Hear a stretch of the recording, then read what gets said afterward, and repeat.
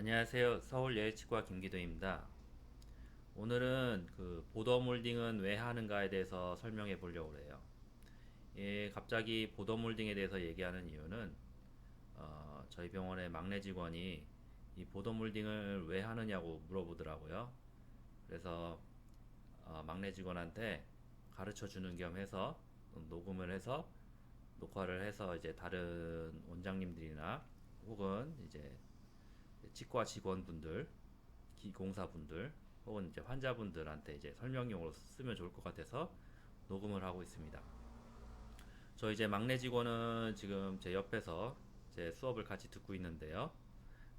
창피하다고 그래서 뭐 따로 인사를 시키거나 뭐 하진 않겠습니다. 제가 이제 옆에 있는 친구한테 가르치는 식으로 강의를 할 거기 때문에 혹시라도 이게 조금 반말이라든가 조금 이제 가르치는 듯한 어투가 나오더라도 좀 이해를 부탁드릴게요. 자, 이제 보더 몰딩, 이제 저희 직원이 이제 보더 몰딩이 왜 하느냐고 물어봤는데, 이제 보더 몰딩은 이제 저희 병원에 있는 이제 유튜브에 보면은 이제 제가 하는 장면이 틀리에서 하는 장면들이 나오죠. 이게 보면은 보더 몰딩이 뭔지는 잘 알지? 네. 네. 그래서 보면은 이게 개인 트레이가 우선 알지네이트 임프레션을 알지네이트로 본을 떠가지고요. 이제 환자분들을 위해서 조금 쉽게 설명하면은 우선 처음에는 이제 차르 같은 간단한 걸로 좀 축축하고 좀 간단하게 입안에 대략적인 본을 뜹니다. 그리고 나서 그 환자의 맞춤형으로 이렇게 틀을 하나 제작해요. 왜냐면은 정확하게 본이 나와야 되기 때문에 이렇게 미리 갓본을 한번 뜨고 그 다음에 그걸로 그 환자에 맞춰서 대략 구강의 대략적인 형태로 다시 이 틀을 만든 다음에 거기다 본을 뜨는데 그것도 그냥 뜨는 게 아니라 더 정확하게 하기 위해서 좀 딱딱한 왁스로 좀 딱딱한 왁스로 이렇게 또 그 주변을 이렇게 한번 더 감싸주는 작업을 해요. 이제 저희 병원에 오셔서 이제 본을 뜨신 분들은 아시겠지만 틀리할 때 뭔가 이렇게 따뜻하고 축축한 게 몇 번 계속 들락날락 거리죠. 그래서 이것을 왜 하는지 한번 설명해 보려고 해요. 우선 이것을 좀 설명드리기 위해서 치과 직원분들을 위해서 좀 사전 좀 지식을 조금 더 설명드리도록 하겠습니다. 우리가 이제 치과에는 여러 가지 분야가 있죠. 그 중에서도 이제 치과 보철학 파트가 있어요. 치과 보철 파트가 있고요. 치과 보철 파트는 또 크게 세 가지로 나눠요. 이제 총이치가 있고요. 이제 국소이치가 있고 크라운 브릿지가 있죠. 그래서 총이치는 전체 틀니라고 하죠. 우리가 소위 국소이치는 우리가 부분 틀니라고 하고 크라운 브릿지는 우리가 치아를 깎아가지고 거기다 이제 도자기나 금리를 씌우는 것을 크라운 브릿지라고 합니다. 그래서 이렇게 세 가지 파트로 나눠지는데 어, 이 보철에는 또 3대 요소가 있어요. 치과 보철의 3대 요소. 치과 보철의 3대 요소에서 알아요? 네. 아, 이거는 반드시 알고 있어야 되죠. 뭐 보통 책마다 조금씩 용어는 틀릴 수 있고요. 하는데 지지, 유지, 안정이 보철의 3요소예요. 자, 지지는 이제 보철의 3요소는 보철이란 건 아까 뭐랬냐면은 치아 머리가 없는 부위에 치아 머리를 만들어내는 과정이거든요. 치아 머리가 없는 부위에 치아 머리 만들어내는 과정인데 보철 즉 치아가 없는 부위에 우리가 치아 머리를 어떻게든 만들 거예요. 이게 틀니가 될 수도 있고요. 도자기나 금리가 될 수도 있고요. 아까 틀니라고 하면은 우리가 총이치나 부분 의치가 되는 거고요. 도자기나 금리면은 이게 크라운 브릿지가 되는 거죠. 그래서 이 보철에 3대 요소가 있는데 우리가 어쨌든 여기다가 인공 물질로 이렇게 치아가 없는 부위 치아 머리를 만들었잖아요. 그래서 우리 이 반드시 보철에는 세 가지 요소가 있어야 돼요. 자, 지지라고 하면요. 우리가 씹는 힘, 머리를 만드는 이유는 씹기 위해서죠. 이 씹는 힘에 버티는 걸 우리는 지지라고 불러요. 유지는 씹는 힘의 반대 방향으로 이 보철이 빠지지 않는 것을 유지라고 불러요. 안정이란 뭐냐면 이 보철물이 찌걱찌걱대고 흔들리지 않는 것을 안정이라고 불러요. 그래서 이 세 가지는 사실 뭐가 딱 이렇게 나눠져 있기도 하는데 어느 정도는 서로 간에 연관이 돼 있어요. 즉 안정이 돼야지 뭐 유지도 잘 되고요. 유지가 잘 되면 또 지지도 잘 되고 이렇게 해서 서로 간에 다 연관이 돼 있습니다. 그래서 이 지지, 유지, 안정을 얻기 위해서 우리가 보통 사람들이 치과에서 틀니보다는 이 도자기나 금리를 더 많이 하시죠. 치아를 깎아서 치유는 치료를 훨씬 많이 하시니까 이걸로 한번 설명을 드려볼게요. 우리가 치아를 깎아서 머리를 씌울 때, 도자기나 금리를 씌울 때 우리가 이 지지, 유지, 안정을 얻기 위해서는 무엇을 해야 되죠? 에? 막내야. 뭐를 잘해야 이 지지, 유지, 안정이 나오냐면 이제 치아를 깎는 행위, 우리가 이것을 그냥 프랩, 뭐 정확히 말하면 프리퍼레이션, 투스 프리퍼레이션이라고 하는데 소위 말해서 프랩이라고 하는 치아를 깎는 행위를 정확하게 제대로 원칙적으로 해야지만 이 지지, 유지, 안정을 얻는 거예요. 그래서 이 지지, 유지, 안정은 프랩을 통해서가 많이 얻어지기 때문에 치과 직원분들의 보면은 제가 이제 그 카페 유명한 모 카페가 있지 않습니까? 거기 보면은 이제 치아가 이제 잘 탈락된다거나 뭐 그런 질문을 올려주시는데 이제 뭐 그래서 무슨 세멘을 써야 되는가 뭐 그런 걸 해야 되는데 사실은 물론 세멘 문제일 수도 있어요. 그렇지만 원칙적으로 첫 번째는 프랩, 치아를 제대로 깎았냐, 치아 형성을 제대로 해줬냐가 먼저 첫 번째 조건입니다. 그래서 치아가 먼저 제대로 된 형성이 되고 그리고 나서 이제 뭐 세멘을 뭘 쓰냐 뭐 그때 그 다음에 세멘 문제인 거죠. 그 중에서도 뭐 많은 것이 있습니다. 뭐 많은 것이 있는데 그 중에서도 우리가 이 프랩을 할 때 제일 중요한 것 중에 하나가 마진이죠. 거의 뭐 이게 마진이 굉장히 중요하죠. 그래서 마진이 뭐냐면은 마진이 뭐예요?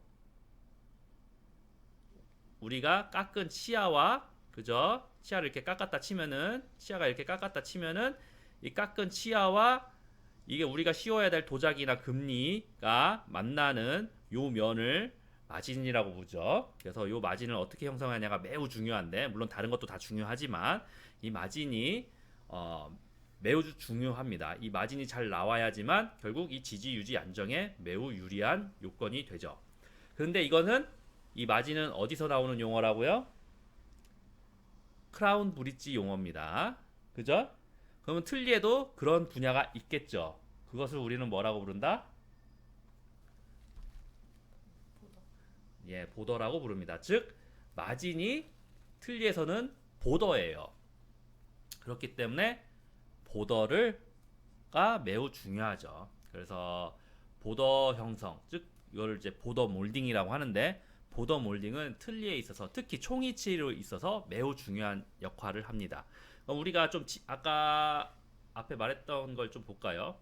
그래서 자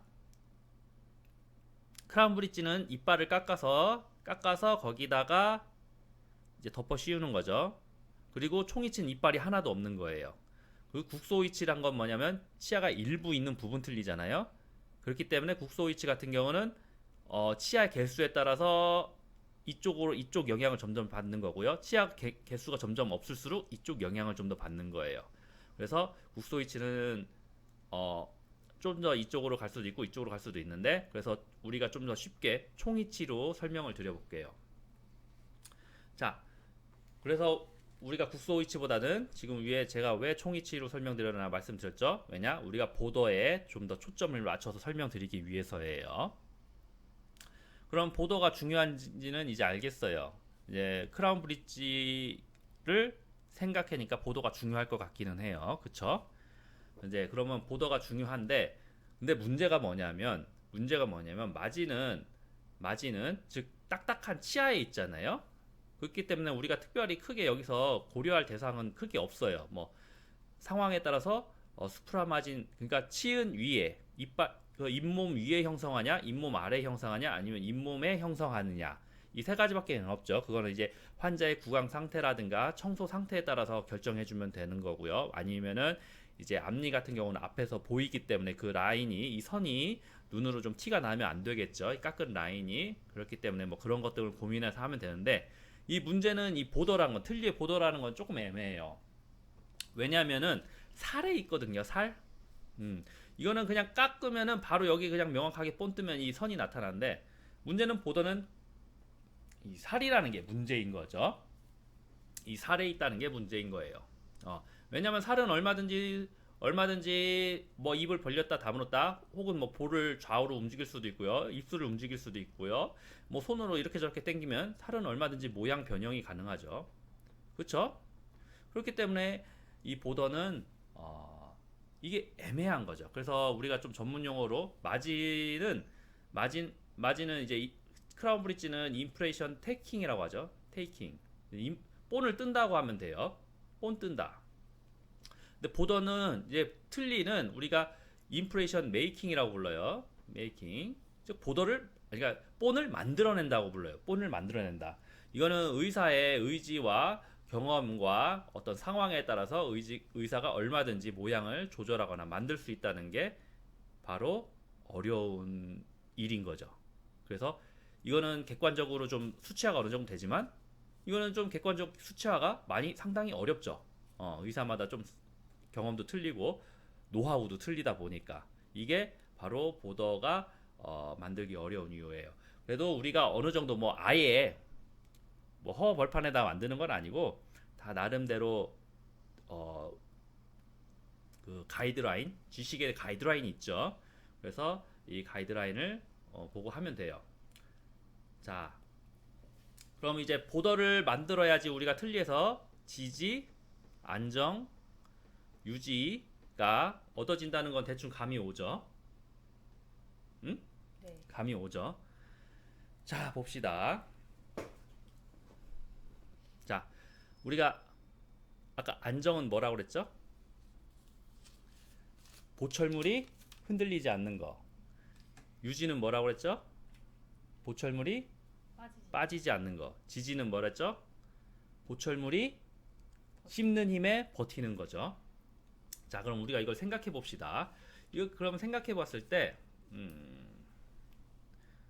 자, 자, 봅시다. 우리가 틀니가 이렇게 있다 칩시다. 뭐든지 다 똑같아요. 아까 말했던 크라운 브릿지도 마찬가지고.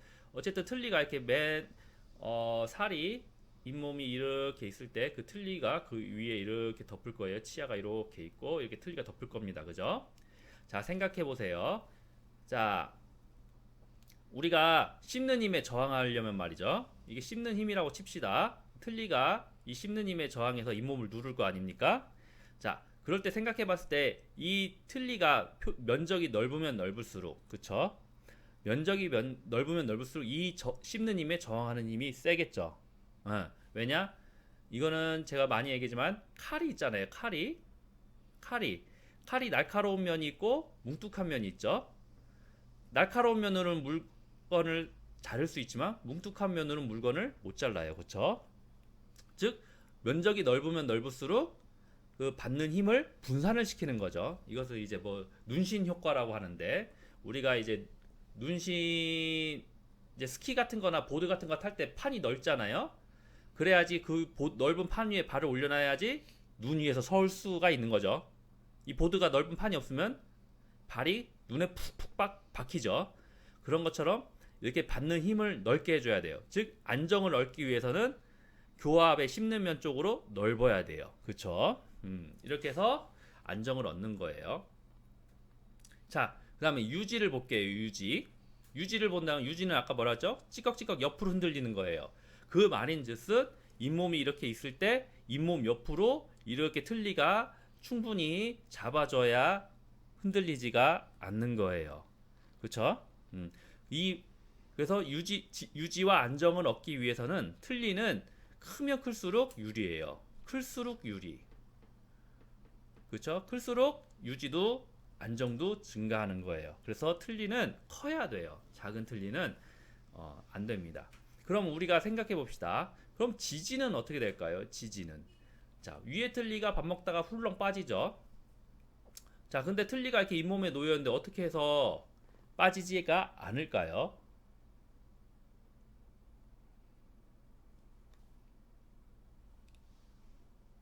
빠지지가 않을까요? 모르겠어?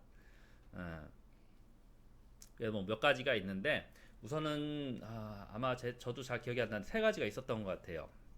하나는 이제 침 자체가 가지고 있는 접착력이 있어요. 이제 물 같은 것이 있으면은 우리가 좀 어느 정도 이렇게 붙잖아요. 종이 같은 게 벽에. 물 같은 이런 물은 액체는 대부분 좀 서로 간에 당기는 힘이 있기 때문에 접착력이 있어요. 이게 침이 좀 하나 있고요. 하나는 제가 뭔지 잘 기억이 안 나네요. 아마 교합에 의한 뭐 그런 거였던 것 같은데.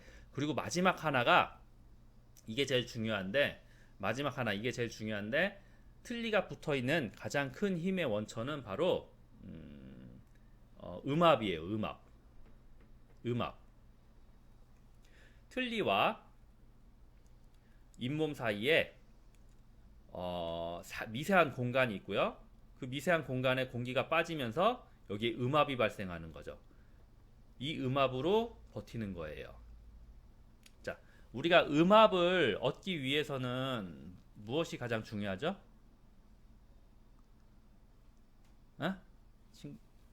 막내야, 친구야, 우리 음압을 얻기 위해서 가장 중요한 게 뭐야?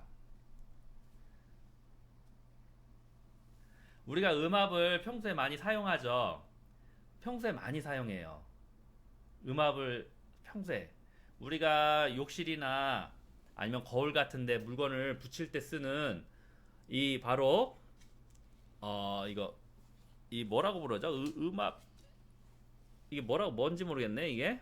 하여튼 이거 뭔지는 알죠? 이 사진을 보면은 이거를 이용해서 음압을 통해서 우리가 유리나 거울에 필요한 것들을 걸거나 붙일 수 있죠. 근데 이 음압을 얻기 위해서 이것이 하는 행위는 바로 밀착이에요. 밀착이 돼야지만 우리가 음압을 얻을 수 있는 거예요. 음압. 자, 그럼 밀착이 되려면 어떻게 돼야 되냐면은 보통은 딱딱한 기본 판이 있어야 되고요. 그 위에 고무 같은 부드러운 판이 있어야 되고 그 사이에 미세한 공기층이 있어야 돼요. 이렇게 돼서 우리가 이 위에다가 누르면 음압을 얻을 수가 있는 거죠. 그러면은 나머지 이 고무와 딱딱한 판이 붙는 부위에 밀착이 생기는 거예요. 밀착. 이 외부에서 공기 압력에 의해서 밀착이 생기고 이 밀착에 의해서 이 공기층에 생긴 음압이 유지되면서 붙어 있게 되는 거죠. 그 틀니도 마찬가지예요. 그래서 이 밀착을 얻기 위해서 딱딱한 고무가 필요하고 딱딱한 유리판이 필요하고 부드러운 고무가 필요한 거예요. 자, 그러면 틀니에서 딱딱한 유리판을 담당하는 게 뭐겠어요? 틀니예요, 틀니. 틀니 자체가 딱딱하죠. 그 다음에 그러면 이제 부드러운 고무판을 담당하는 부분을 담당하는 게 뭐겠어요? 그렇죠, 잇몸이에요. 잇몸 물렁물렁하잖아요. 틀니와 잇몸이 잘 부착돼서 우리가 거기에서 밀착을 얻으면은 우리가 음압을 얻어서 틀니가 쉽게 잘 안 떨어지게 될 수 있어요. 자, 그러면은 우리가 어떻게 해야지 음압을 얻을까? 밀착이라고 그랬는데 밀착을 입안에서 얻는다는 게 그게 상당히 어려워요. 왜냐? 유리판하고 고무는 그냥 안 움직이면 되는데 입을 안 움직일 수가 없잖아요. 그죠? 입을 안 움직일 수가 없단 말이에요. 그러면 우리가 거기다 음압을 어떻게 얻을 것인가가 중요하죠. 그 음압을 얻기 위해서 가장 중요한 게 뭐라고요? 밀착이에요. 그럼 우리가 어떻게 밀착을 얻을 수 있나 봅시다. 자, 우리가 이렇게 보면은 보통 입안을 보면요, 잇몸이 이렇게 있고요. 보통 이렇게 있죠. 잇몸 뼈가 보통은 이렇게 있어요. 그러면 잇몸 뼈가, 그죠? 이건 살이고요. 잇몸 살. 그리고 요 바깥쪽으로 우리가 입술이라든가 볼 쪽이 이렇게 있죠. 입술이면 끝나 있을 테고 볼 쪽이면은 밑에까지 이렇게 연장돼서 밑에랑 또 이어져 있겠죠. 그죠? 밀착이라는 건 사실은 뭐죠? 어렵지 않아요. 밀착이라는 건 그냥 붙어 있는 면적이에요. 붙어 있는 면적이 길면은 길수록 밀착을 얻기가 쉬운 거죠. 자, 그럼 봅시다. 여기 보면은 우리가 이렇게 틀니로 이렇게 덮여 있잖아요. 그죠? 그래서 이렇게 틀니로 이렇게 쭉 갈 때 입술과 볼에 입술과 이 잇몸 안쪽에 이 공간을 충분히 잘 덮어주면은 우리가 밀착을 얻을 수가 있는 거예요. 여기를 충분히 얻지를 못하고 뭐 대충 이쯤에서 끝난다거나 그러면은 공기가 이렇게 새서 밀착을 얻을 수가 없는 거예요. 그래서 이 여기까지 틀니의 보더, 아까 말했던 틀니의 끝부분이 충분히 이 안에를 충분히 감싸주게 만드는 게 보더 몰딩을 하는 이유예요. 이것을 잘 모양이 나오게 하는 이유, 잘 나오게 하기 위해서 보더 몰딩을 하는 거죠. 다시 설명할게요. 여기서 입술에서 이렇게 있는데 보더가 이렇게 짧다 혹은 가늘다 짧다 그러면 공기가 이렇게 새요. 밀착을 못 얻어서. 그러면은 이 틀니는 잘 떨어지는 틀니고요. 우리가 충분히 보더를 더 길게 하고 충분히 더 두껍고 길게 쭉 얻어서 이 바깥에 입술까지 충분히 잘 닿으면 우리가 여기 공기가 잘 못 들어가요. 그러면 이거는 밀착이 잘 되어 있는 틀니가 되는 거예요. 그래서 우리가 보더 몰딩을 하는 이유는 이 보더를 충분히 길고 두껍게 만들기 위해서예요. 자, 그러면은 어디까지가 두껍고 길게 만드는 것인가 좀 볼게요. 자, 우리가 잇몸이 이렇게 있으면요. 잇몸이 있고 입술이 있으면은 자, 여기는 전에도 한번 설명드렸는데 각화치은 이렇게 있죠. 각화치은 맨 꼭대기 치조정 맨 꼭대기는 각화치은 딱딱한 잇몸이 있고요. 그리고 나머지는 이렇게 점막이 있죠. 부드러운 치은 점막이 이렇게 있어요. 나머지는 다 부드러운 치은이죠. 자, 이 부드러운 점막에는 몇 가지 층이 있어요. 우선은 층이 어떻게 있냐면은 자, 이렇게 여기는 움직이지 않는 점막이에요. 움직이지 않는 점막. 자, 그리고 요만큼은 우리가 움직이면은 입술이나 이제 볼을 움직이면은 움직이는 점막이에요. 그럼 요 사이는 뭘까요? 요 사이는 뭘 것 같아? 요 사이는 평소에는 우리가 움직일 수 없지만 평소에는 안 움직이지만 억지로 움직이거나 아니면 손으로 강하게 당기거나 하면 움직이는 점막이에요. 경우에 따라서 움직이는 점막. 우리가 막 입을 정말 평소에는 안 하는 그런 특별한 막 이렇게 강하게 움직이는 행위를 하거나 혹은 손으로 이렇게 당기거나 하면은 움직일 수 있는 점막이죠. 그래서 보더는 아까 말했다시피 길면 길수록 좋고 두꺼우면 두꺼울수록 좋은데 우리가 한없이 두껍게나 길게 못하는 이유는 당연히 보더는 움직이지 않는 점막은 보다는 길어야 되고요. 그 위로 가서 움직이는 점막까지 보더가 형성되면은 우리가 움직일 때마다 아파요. 보더의 틀니에 입술이 쓸려서 살이 쓸려서 점막이 쓸려서 아파요. 그렇기 때문에 우리가 경우에 따라 움직이는 점막 이 사이 어딘가에 보더를 형성해 주셔야 돼요. 그래서 이 사이 어딘가에 보더를 형성해 줘야 되는데 그래서 그래도 이게 길면 길수록 두꺼우면 두꺼울수록 더 틀니의 지지에 혹은 유지에 안정에 도움되기 때문에 이 안에서 어딘가 최대한 더 길고 두껍게 만들려는 노력을 해야 돼요. 그게 이제 제 유튜브 영상에 보면 틀니에 보더 몰딩 하는 영상을 있으니까 그런 행위를 통해서 그거를 제가 만들어내는 거예요. 자, 그런데 보면은 이제 이거는 이제 의사 선생님들한테 하는 얘기인데 보면은 사실 보더 몰딩을 매우 귀찮아하고 힘들어 하시죠. 심지어 이제 뭐 굉장히 이제 잘하시는 원장님들 보시면은 보더 몰딩을 이렇게 왁스로 안 하시는 분들도 많아요. 그래서 그리고 심지어 이제 보더 몰딩을 왁스를 없이 이제 한 번에 하려는 그런 강의를 하시는 분들도 많죠. 이제 우리 실장님이 기공사와 위생사 면허를 둘 다 가지고 계신데, 제가 처음에 이제 보더 몰딩을 이제 저런 컴파운드 왁스로 했더니, 처음에 이제 우리 실장님이 집에 또 이제 기공 이제 소를 직접 운영하고 계시거든요. 운영하고 계시고, 이제 제가 거기서 이제 틀니를 많이 하시는 기공소를 하시는데, 제가 이렇게 컴파운드를 하니까 처음에 실장님이 이제 내가 아직은 어리고 경험이 없어서 저런 약간 좀 고리타분한 방법을 쓰는가 보구나 라고 생각하셨다고 그래요. 근데 이제 실제 제품이 나오고 나서 보니까 그게 아니었던 거죠. 제품의 질 차이가 엄청났던 거죠. 이제 그 실장님은 이제 기공사 면허도 있고 위생사 면허도 있으니까 이제 그런 걸 알아보는 안목이 있으셨던 거죠.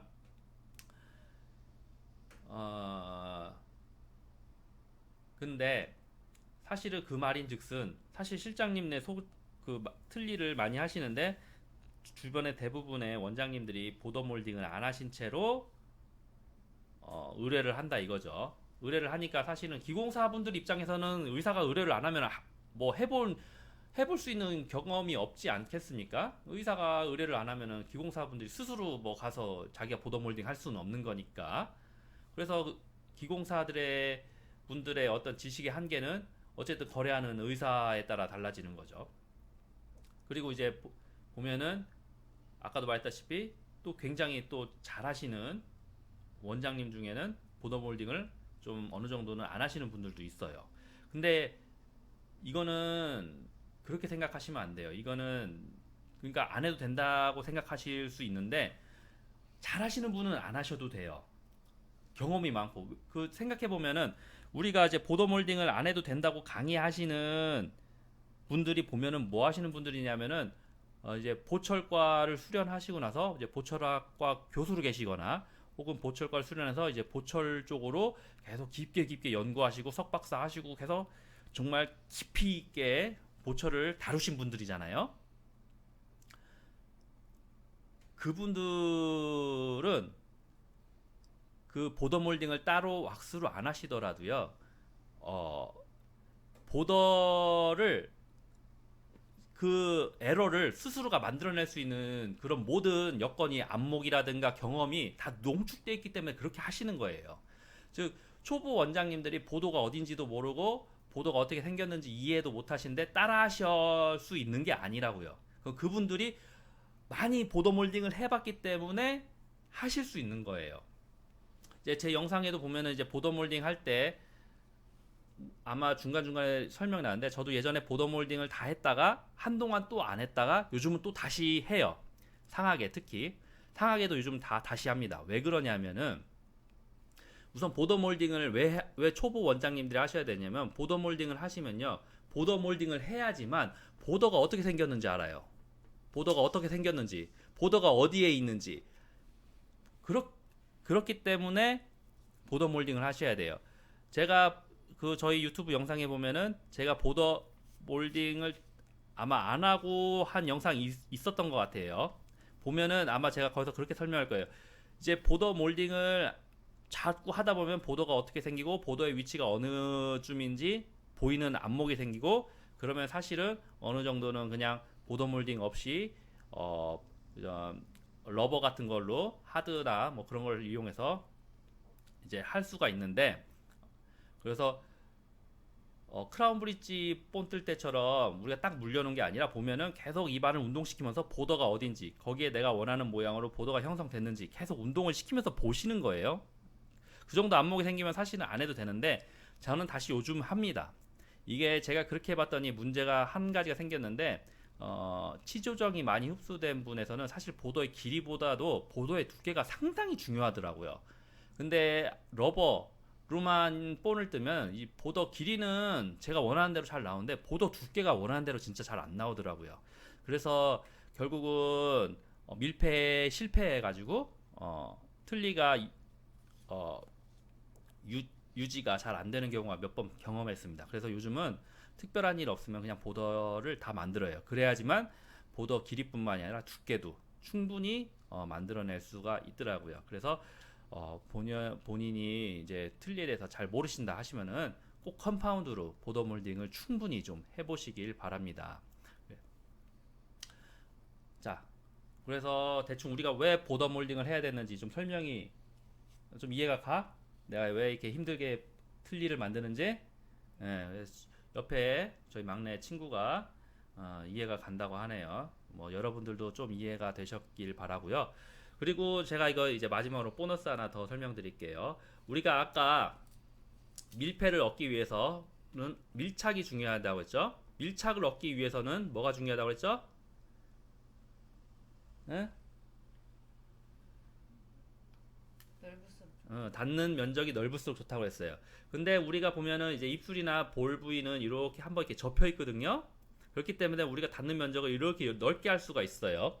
그렇기 때문에 사실은 이런 부위는 사실은 조금 짧아지거나 조금 얇아져도 비교적 밀착을 얻을 수 있는 이유가 우리가 이렇게 바깥으로 넓게 있기 때문에 우리가 밀착을 얻을 수 있는 거예요. 왜냐하면 여기가 좀 짧아져도 이 입술이 지네들끼리 붙으면서 어느 정도는 밀폐를 좀 이루어주거든요. 근데 이럴 수 없는 부위가 몇 군데가 있어요. 어디가 있죠?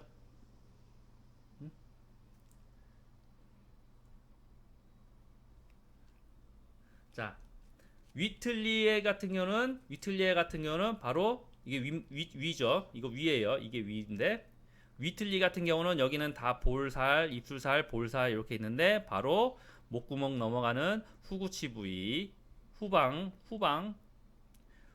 폐쇄부죠. 폐쇄부가 없어요. 하악틀리 같은 경우에는 어디가 없냐면은 바로 여기 보면은 볼살, 입술살, 볼살 이건 아래인데 볼살, 입술살 다 있는데 바로 혀 안쪽에 전방 3분의 1이 바로 그렇게 접히는 부위가 없어요. 후방부는 이렇게 혀 안쪽에서 이렇게 접히고요. 그리고 레트로몰라 패드도 좀 잘 안 되긴 하는데 어쨌든 레트로몰라 패드도 어느 정도는 닿아요.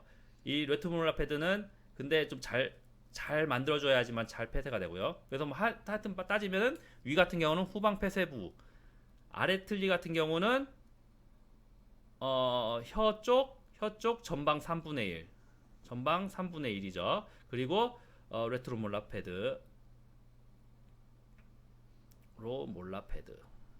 이 부위가 아까 말하는 밀착이 형성이 잘 안 되는 부위예요.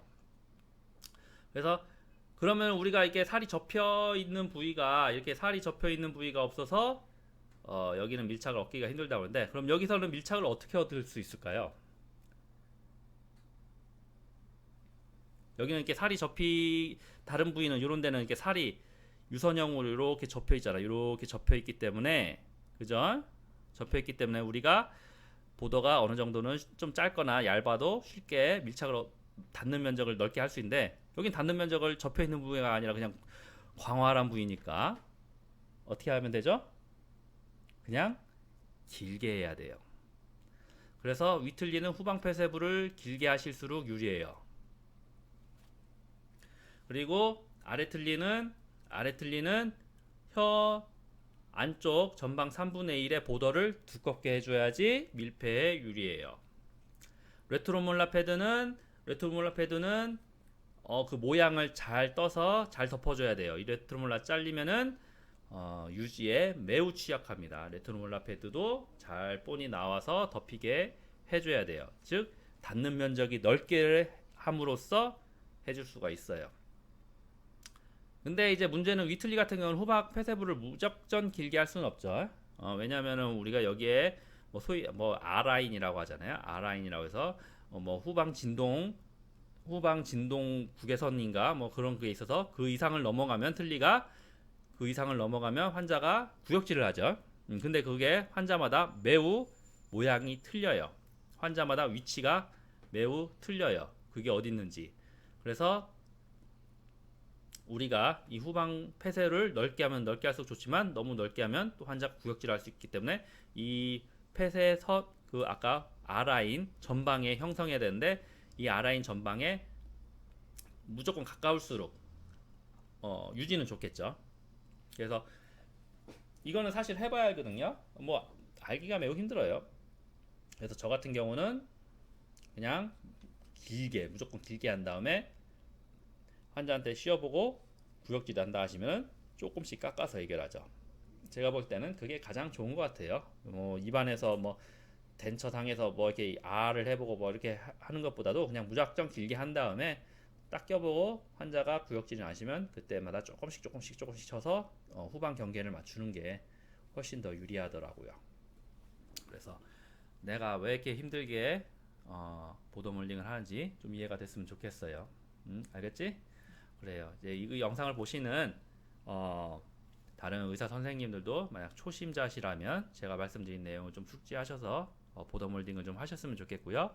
기공사분들이나 혹은 치과에서 일하는 위생사, 조무사 분들도 좀 어느 정도 자기가 일하는 분야에 대해서 어느 정도 이런 지식은, 백그라운드는 가지고 계신 게 좋을 것 같고요. 환자분들도 제가 왜 이렇게 힘들게 하는지, 딴 데는 그냥 한 번에 뚝 뜨는데 왜 여기는 이렇게 힘들게 하냐 하고 불평하시는 분 많죠. 다 이유가 있습니다. 그래서 이해해 주시는 영상이 됐으면 합니다. 자, 오늘은 여기까지고요. 뭐 다음에 우리 또 막내 직원이 또 궁금하다는 내용이 있으면은 그걸 가지고 한번 또 영상을 제작해 보도록 하겠습니다. 자, 감사합니다.